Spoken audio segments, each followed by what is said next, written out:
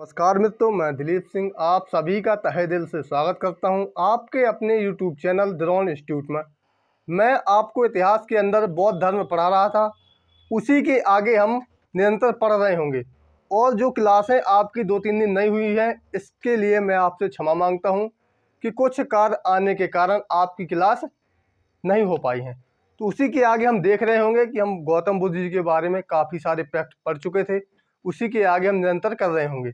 जो बौद्ध साहित्य है, बौद्ध साहित्य में क्या है कि जो भी गौतम बुद्ध जी बताते थे, उपदेश देते थे, तो जो उनके शिष्य थे उन्होंने अलग अलग तरह से अपनी पत्रिकाएं का क्या किया, संकलन किया। तो देखते हैं कौन कौन सी पत्रिकाएं हैं उनकी।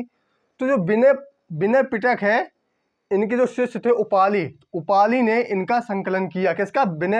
विनय पिटक का संकलन उपाली शिष्य ने किया। दूसरा आपका सूत्र पिटक, तो सूत्र पिटक का संकलन किसने किया? आनंद इनके शिष्य थे। किसके? गौतम बुद्ध जी के शिष्य थे। तो उन्होंने क्या किया? सूत्र पिटक का संकलन किया। संकलन मतलब होता है लिखना, ठीक है। संकलन मतलब क्या होता है? लिखना। तीसरा है आपका अभिधम्म पिटक, और जो अभिधम्म पिटक है इसका संकलन मोगली शिष्य ने किया था। किसने किया था? मोगली शिष्य ने किया था। तो जो गौतम बुद्ध जी के बौद्ध साहित्य को त्रिपिटक में बांटा गया है, ठीक है, इतना तो आपको समझ में आ गया होगा। तो कौन कौन से त्रिपिटक है? विनय पिटक, सूत्र पिटक और अभिधम्म पिटक। अब जो इनका संकलन किसने किसने किया? तो उपाली शिष्य थे, ठीक है। जो विनय पिटक का संकलन उपाली शिष्य ने किया, सूत्र पिटक का संकलन आनंद शिष्य ने किया, और अभिधम्म पिटक का संकलन किसने किया? मोगली शिष्य ने किया। इतना आपको समझ में आ गया होगा। आगे देखते हैं। जो सूत्र पिटक है इसमें गाय को अन्नदा, वन्नदा और सुखदा कहा गया है। जो आपका सूत्र पिटक है, सूत्र पिटक, इसका संकलन किसने किया था? आनंद ने किया था। तो सूत्र पिटक में गाय को वन्नदा, अन्नदा और सुखदा बताया गया है। सूत्र पिटक को ही इनसाइक्लोपीडिया ऑफ बौद्ध धर्म कहा गया है। क्या कहा गया है? इनसाइक्लोपीडिया ऑफ बौद्ध धर्म कहा गया है। उसी के आगे हम देख रहे होंगे। सूत्र पिटक को 5 भागों में विभाजित किया गया है। सूत्र पिटक है जो, इनको कितने भागों में विभाजित किया गया है? 5 भागों में। कौन कौन से भाग हैं आपके? देखते हैं। पहला है आपका खुंदक निकाय। पहला आपका क्या है? खुंदक निकाय। दूसरा होगा आपका अंगुत्तर निकाय। तीसरा दीर्घ निकाय। चौथा है आपका मध्यम निकाय। क्या है? चौथा आपका है मध्यम निकाय। और छठा है आपका संयुक्त निकाय। छठा क्या है आपका? संयुक्त निकाय है। तो जो आपके जो सूत्र पिटक है इनको कितने भागों में बांटा गया? 5 भागों में बांटा गया है। 5 भागों में इनको बांटा गया है। जो पहला भाग है क्या? खुंदक निकाय। तो खुंदक निकाय में क्या बताया गया? जातक कथाएं। जातक कथाएं, जो गौतम बुद्ध जी की जातक कथाएं कितनी है? 549 है। 549 जातक कथाओं का मतलब, जातक कथाओं का मतलब क्या होता है? गौतम बुद्ध जी के जन्म की पहले की कथा, उन्हें हम क्या बोलते हैं? जातक कथाएं बोलते हैं, ठीक है। उसी के आगे हम देख रहे होंगे अंगुत्तर निकाय। जो अंगुत्तर निकाय है इसमें 16 महाजनपद में बताया गया है। जो अंगुत्तर निकाय है ना, इसे कहाँ बताया गया है? 16 महाजनपद में बताया गया है। जो गौतम बुद्ध जी थे इन्होंने शिक्षा कहाँ से ली थी और किस किस की शिक्षा ली थी, वो हम देख रहे होंगे। इनके गुरु, जो महात्मा बुद्ध जी के गुरु, महात्मा बुद्ध जी के जो भी गुरु हैं उनको हम पढ़ रहे होंगे। तो पहले गुरु थे इनके आलार कलाम। आलार कलाम जी से इन्होंने सांख्य दर्शन की शिक्षा ली। किसने? गौतम बुद्ध जी ने। जो इनके गुरु थे आलार कलाम, इनसे सांख्य दर्शन की शिक्षा ली। दूसरे इनके गुरु हैं रुद्रक रामपुत्र। रुद्रक रामपुत्र हैं। तो गौतम बुद्ध जी ने इनसे क्या सीखा? योग दर्शन की शिक्षा ली। किससे? रुद्रक रामपुत्र से, ठीक है। जो आपके तीसरे गुरु हैं बृहस्पति, तो बृहस्पति से इन्होंने क्या सीखा? वैदिक दर्शन। बृहस्पति से क्या सीखा इन्होंने? वैदिक दर्शन। गौतम बुद्ध जी के त्रिरत्न बौद्ध धम्म संघ, कौन कौन से? बौद्ध धम्म संघ। ये गौतम बुद्ध जी की बौद्ध संगतियां हैं। ये किसके शासनकाल में हुई, किस जगह हुई, मतलब कहाँ पे हुई, ठीक है। और अध्यक्ष इसके कौन है, इसके बारे में हम देखते हैं। जो गौतम बुद्ध जी की पहली बौद्ध संगति कब हुई थी? 483 BC में। कब हुई थी? 483 BC में। और जो इनकी दूसरी बौद्ध संगति हुई थी कब हुई थी?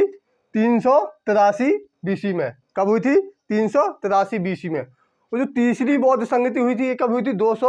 255 BC में, 255 BC में कब हुई थी? 255 BC में। और जो चौथी बौद्ध संगति हुई थी ये क्या हुई थी? पहली शताब्दी में हुई थी। अब देखते हैं हम कि मतलब स्थान कौन सा है, जब पहली बौद्ध संगति किस स्थान पे हुई थी, किसका शासनकाल था और इसके कौन अध्यक्ष थे।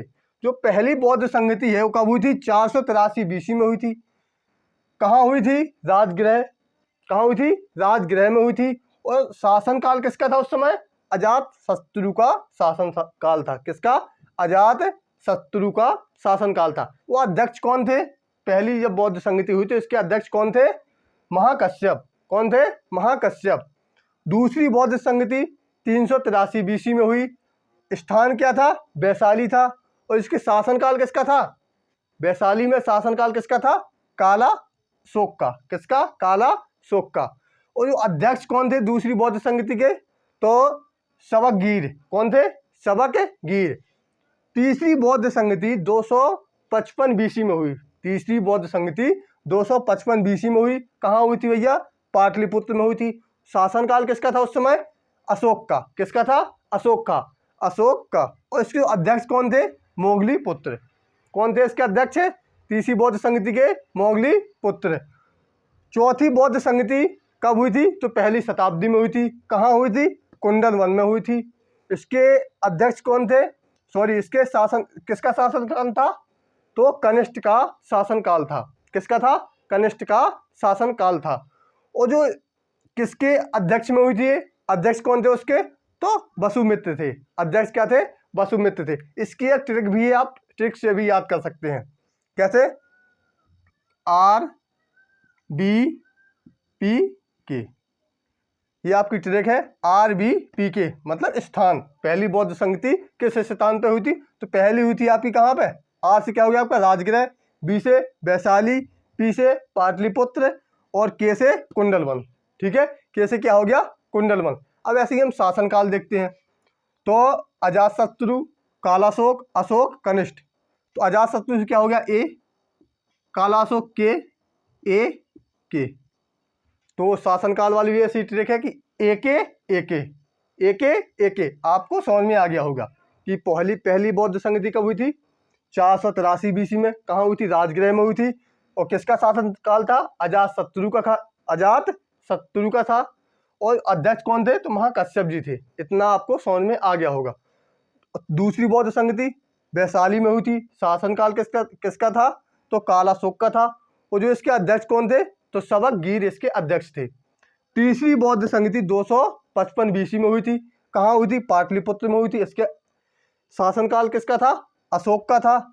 और यहाँ पे अध्यक्षता किसने की थी? तो मोगली पुत्र ने इसकी अध्यक्षता की थी। जो चौथी बौद्ध संगति है तो ये कब हुई थी? ये हुई थी आपकी पहली शताब्दी में। कहाँ हुई थी? कुंडलवन में हुई थी। और जो इसका शासनकाल किसका था? तो कनिष्ठ का शासनकाल था। ठीक है, अध्यक्ष कौन थे? तो वसुमित्र इसके अध्यक्ष थे। जो आपकी चौथी बौद्ध संगति हुई है ना, तो इसमें अध्यक्ष कौन थे? वसुमित्र जी थे। और उपाध्यक्ष की बात आ जाए तो कौन थे? अश्वघोष। अगर उपाध्यक्ष की बात आ जाए तो कौन थे?